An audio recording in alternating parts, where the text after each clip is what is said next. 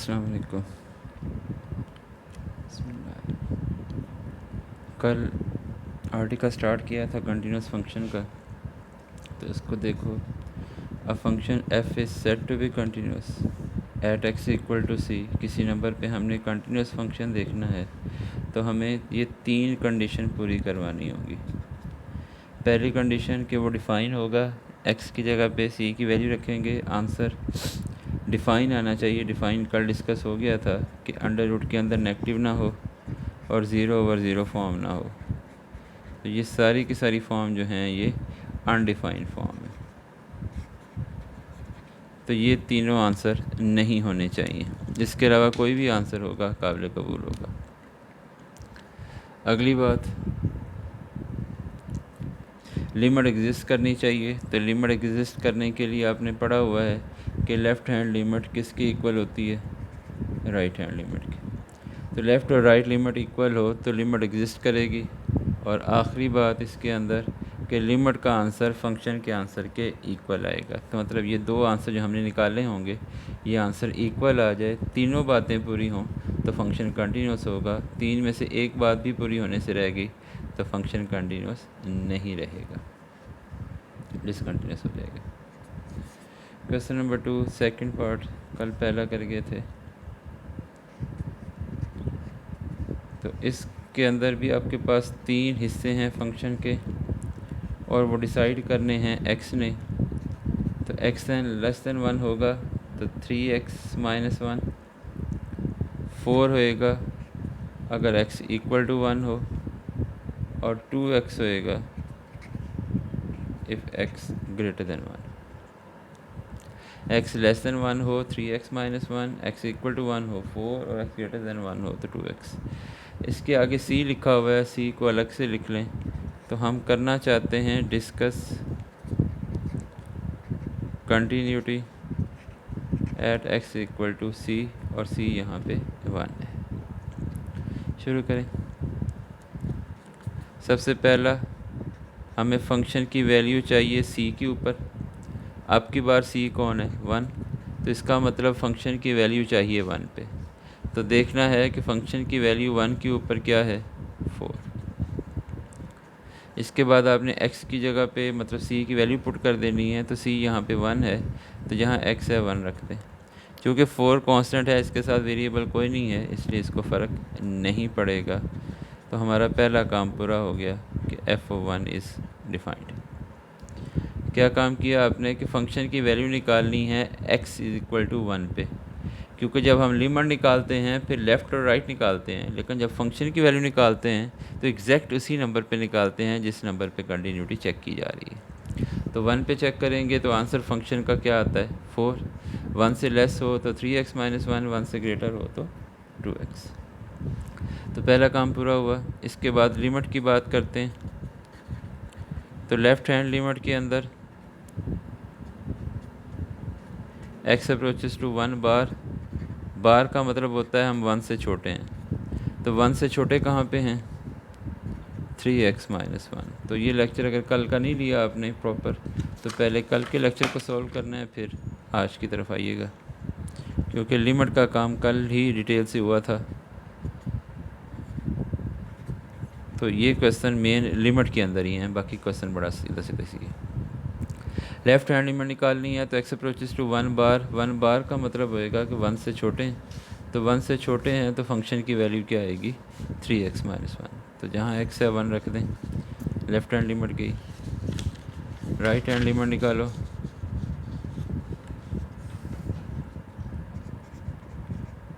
तो right hand limit के अंदर limit x approaches to 1 plus, क्योंकि राइट पे हम बड़े होते हैं और लेफ़्ट पे छोटे। अब फंक्शन की वो वैल्यू लेनी है जब 1 से बड़े हैं। यहाँ 1 से छोटे हैं और यहाँ 1 से बड़े हैं। तो 1 से बड़े हैं तो फंक्शन की वैल्यू क्या है 2x।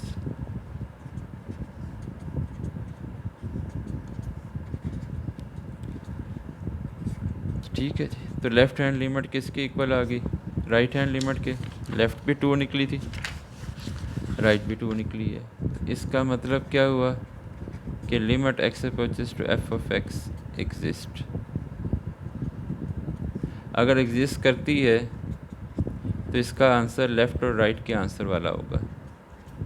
जो आंसर लेफ़्ट का, जो आंसर राइट का, अगर तो वो इक्वल हैं तो वही आंसर आपके लिमिट का आंसर। अब आखिरी बात रहेगी कि जब लिमिट एग्जिस्ट कर जाए तो लिमिट का आंसर भी फंक्शन के आंसर इक्वल होना चाहिए। तो मेरे फंक्शन का आंसर क्या निकला था? 4। लिमिट का आंसर क्या निकला? 2। तो इसका मतलब लिमिट का आंसर फंक्शन के आंसर के इक्वल नहीं आता। तो इसका मतलब फंक्शन क्या है? डिसकंटिन्यूअस। बाकी सारी बातें पूरी हो गई थी, इसलिए आखिरी कंडीशन को छोड़ ना दीजिएगा। हो सकता है आखिरी कंडीशन पे बात पलट जाए। तो पहले लिमिट चेक कर ली, अगर लिमिट ही एग्जिस्ट ना करती तो क्वेश्चन वाला अगला स्टेप नहीं होता, यहीं रोक देते हैं कि limit does not exist, function discontinuous.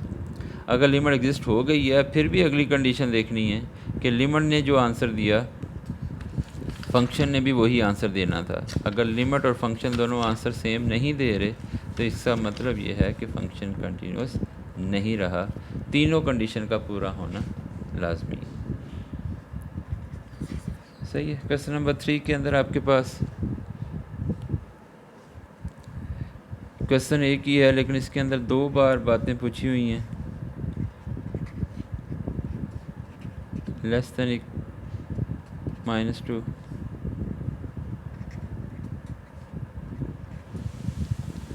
x less than 2 greater than -2,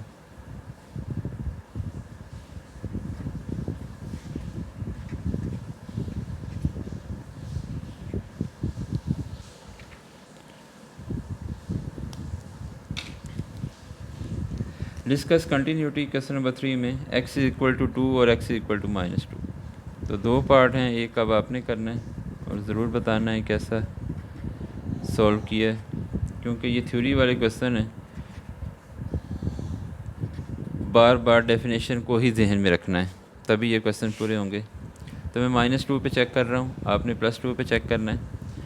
तो अब सिलसिला ये है कि कंटिन्यूटी चेक करने के 3 काम हैं। एक, डिफ़ाइन हो, लिमिट एग्जिस्ट करे और लिमिट का आंसर फंक्शन के आंसर के इक्वल आए, मतलब पहली 2 कंडीशन भी इक्वल हो।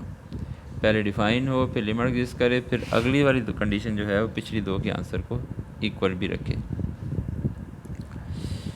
हाँ जी, सबसे पहला काम, जिस पे कंटिन्यूटी चेक कर रहे हो उस पे फंक्शन की वैल्यू देखो। कंटिन्यूटी -2 पे चेक कर रहे हो तो -2 पे फंक्शन की वैल्यू कहाँ पे है? 3x। अब x नज़र आ गया है तो x की जगह पे वैल्यू रख दें। तो f ऑफ -2 क्या आ गया? डिफाइन। तो आपके सिलेबस में जितने भी क्वेश्चन हैं सब में डिफ़ाइन वाली बात तो पूरी होती है, लिमिट पे और अगली बात पे मसला बनता है। हाँ जी, फंक्शन की वैल्यू किस पे चेक करनी है? जिस पे कंटिन्यूटी चेक कर रहे हो तो कंटिन्यूटी -2 पे है, तो -2 देखो यहाँ भी इक्वल लगा हुआ है, यहाँ भी इक्वल है, लेकिन ये इक्वल 2 के साथ है और ये इक्वल किसके साथ है? -2। तो -2 चेक कर रहे हैं तो -2 पे फंक्शन की वैल्यू क्या है? 3x वैल्यू रख दो। इसके बाद लेफ्ट हैंड लिमिट निकल जाए, क्योंकि ऊपर फंक्शन लिखा हुआ है। हाँ जी, x अप्रोचेस टू -2 बार, तो ये माइनस माइनस प्लस नहीं हो जाएगा। बार का मतलब मैंने आपसे कहा sufficient near to c but less than c। तो इस बार का मतलब है -2 से छोटे हैं। तो -2 से छोटे कहाँ पे हैं? तो -2 पे छोटे पे भी फंक्शन की वैल्यू क्या है? 3x। क्योंकि ये वाला फंक्शन 2 जगह बिहेव कर रहा है, एक बार -2 के इक्वल भी है और -2 से लेस भी है। इसको पढ़ते हैं lesser or equal to -2। Value रख दें।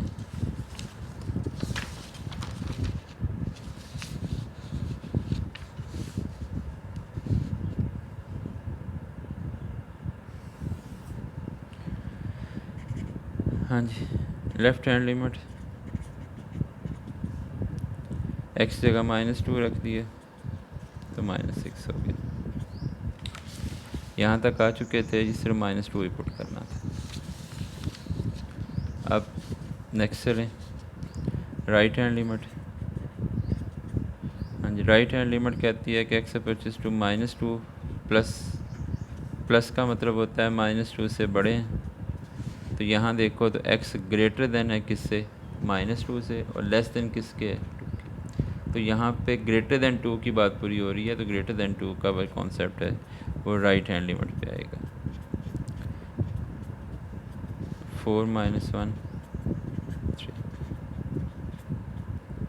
अब और करें तो लेफ़्ट लिमिट 6 निकली, राइट लिमिट 3 निकली। क्वेश्चन यहीं पे फारिग हो गया कि लेफ़्ट हैंड लिमिट इक्वल नहीं है राइट हैंड लिमिट की। अब इक्वल वाली बात तो रही को नहीं गई, इसका मतलब लिमिट x अप्रोचेस टू -2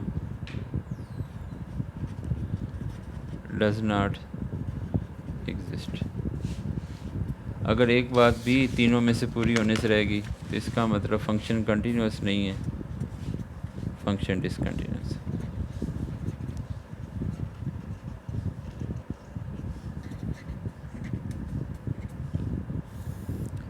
इसका अगला पार्ट बच्चों आपने करना है। मैंने सिर्फ -2 वाला कर दिया, आपने +2 वाला भी करके देना है। बताइएगा कितना हुआ और कितना रह गया। सारे इंपॉर्टेंट लॉन्ग हैं। क्वेश्चन नंबर 2, क्वेश्चन नंबर 3, 5 और 6 ये लॉन्ग में हैं। क्वेश्चन 4 और क्वेश्चन 1 जो है ये शॉर्ट में। तो अभी क्वेश्चन 4 कर लेते हैं शॉर्ट में और कोशिश करेंगे 5 का एक पार्ट हो जाए ताकि कल इस चैप्टर को बाकायदा फारिग कर सकें। 2 क्वेश्चन इसके और एक आध प्रूफ साइन थीटा और थीटा का कुछ बच्चों का इशू है वो हल करते हैं।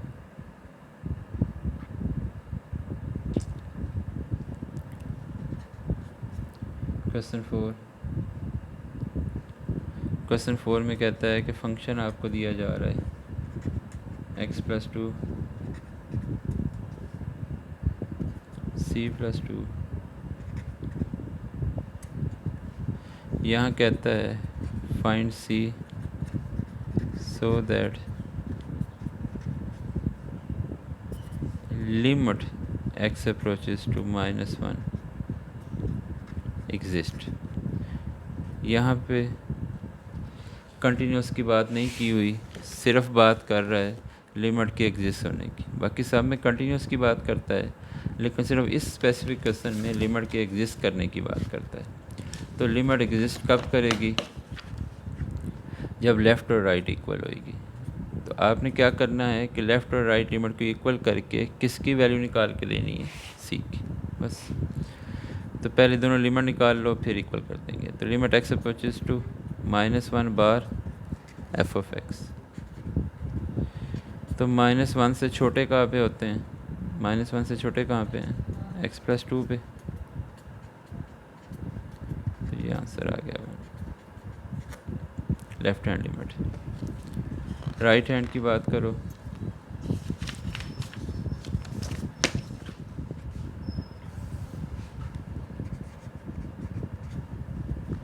तो राइट हैंड लिमिट में x अप्रोचेस टू -1 प्लस, तो -1 से बड़े, प्लस का मतलब इजाफा होता है, ज़ायद होता है, और माइनस का मतलब कमी होती है। जैसे हमारी अब GTB माइनस में है,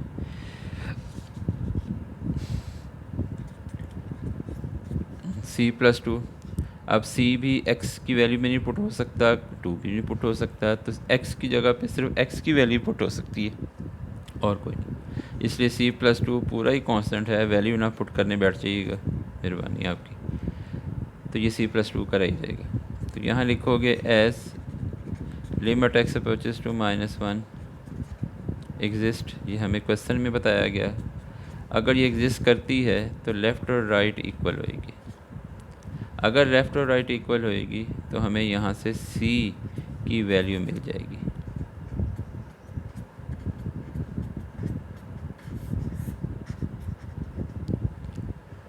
जिस तरह होता नहीं था डिटर्मिनेंट इक्वल टू फलां, फिर आप x या लैम्डा की वैल्यू निकाल लिया करते थे। तो यहाँ भी आपको बता दिया गया कि लिमिट एग्जिस्ट करती है, तो मतलब ये दोनों लिमिट इक्वल हैं।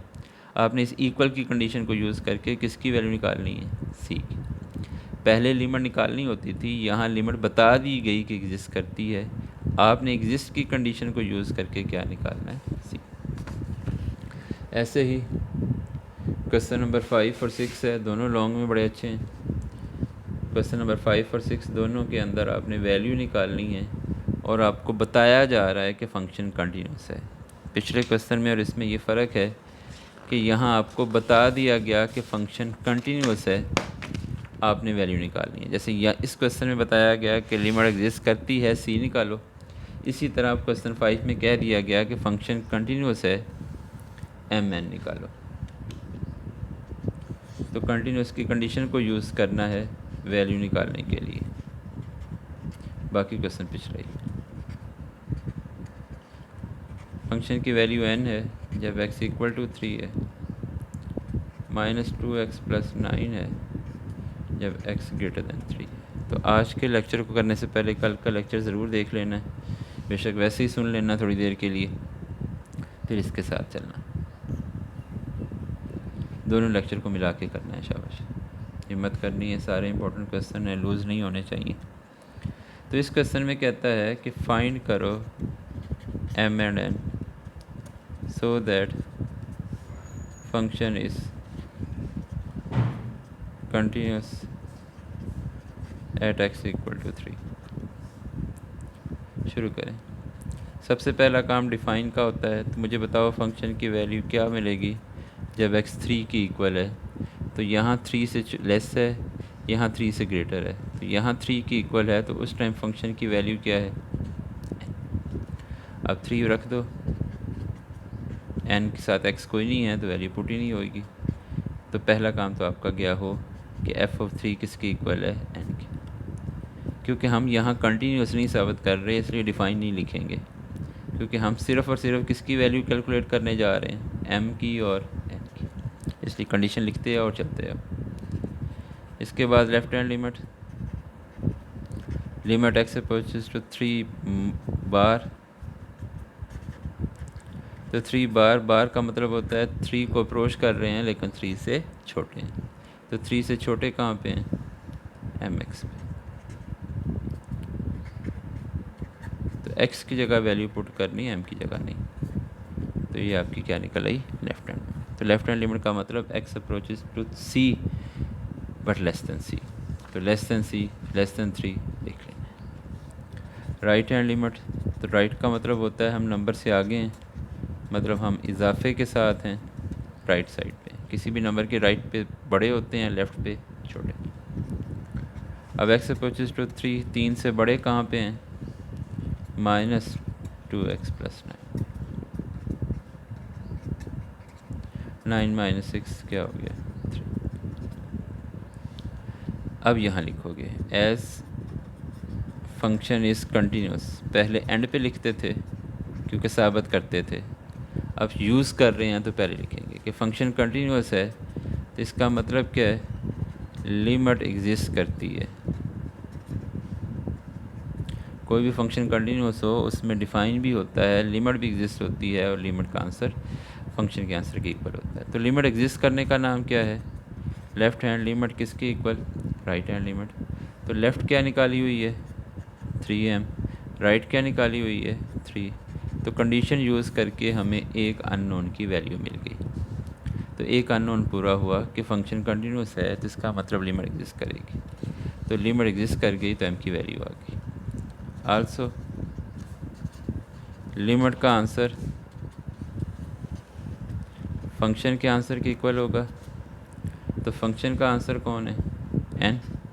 तो लिमिट का आंसर जो मर्ज़ी लिख लो, चाहे लेफ़्ट का लिख लो चाहे राइट का। अगर मैं लेफ़्ट का लिखता हूँ तो यहाँ 3m आएगा, तो m किसकी इक्वल है, 1 की। अगर वैसे राइट हैंड लिमिट लिखूँगा तो 3 लिख दूँगा, जो मर्ज़ी लिख दो। अगर 3m भी लिखोगे तो m की वैल्यू पुट कर देना, तो n फिर 3 आ जाएगा। तो ये छोटा सा काम आपका 5 नंबर का प्रोसेस है। फंक्शन कंटिन्यूस है, 3 के ऊपर आपने m और n निकालना है। अगर ये फंक्शन कंटिन्यूस है तो बताएं फंक्शन की वैल्यू क्या होगी जब x किसकी इक्वल है, 3 की। तो 3 के ऊपर फंक्शन की वैल्यू क्या है, n। लेफ़्ट हैंड लिमिट निकालोगे 3 से छोटे होगे, राइट हैंड लिमिट निकालोगे 3 से बड़े होगे। लेफ़्ट और राइट को इक्वल रखोगे क्योंकि लिमिट एग्जिस्ट करती है, तो m निकल आएगा। आखिरी बात कि फ़ंक्शन की वैल्यू लिमिट की इक्वल होएगी क्योंकि फ़ंक्शन कंटिन्यूस है, एक बार लिख देना काफ़ी है। तो दोनों की वैल्यू रखोगे तो आंसर बन जाएगा। तो ये आपका सेकंड पार्ट भी छोड़ा जा रहा है। सेकंड पार्ट आसान है क्योंकि इसमें सिर्फ m निकालना है, तो m यहाँ तक पूरा हो जाता है। ये कंडीशन बच जाएगी। जब लेफ़्ट और राइट इक्वल करोगे क्वेश्चन ये ख़त्म हो जाएगा। ठीक है बच्चों, हिम्मत करनी है, शाबाश। 6 और 1 इंशाल्लाह कल पे रखते हैं।